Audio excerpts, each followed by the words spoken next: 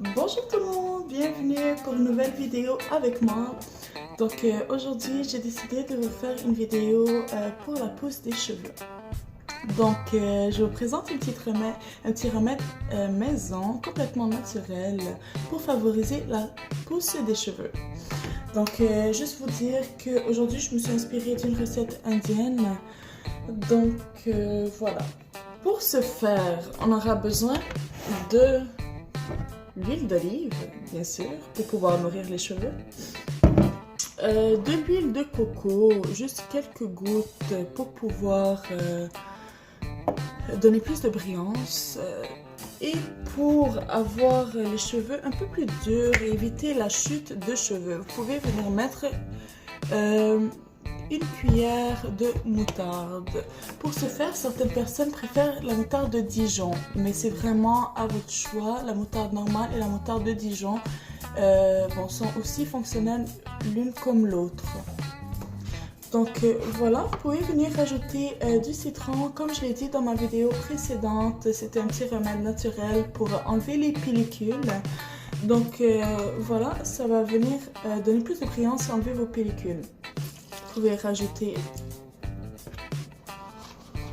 voilà, venir appliquer sur les cheveux, et quand vous sentez que le mélange est vraiment dur sur la tête, bon, vous pouvez le laisser aussi longtemps que vous voulez, mais quand vous voyez que ça commence à devenir dur, bon, il est préférable de rincer.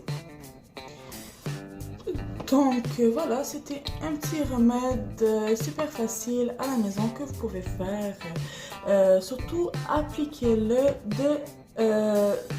du début à la fin, donc de la racine aux pointes. Accentuez plus les racines car c'est ce qui va venir absorber le tout et pouvoir favoriser la pousse de cheveux.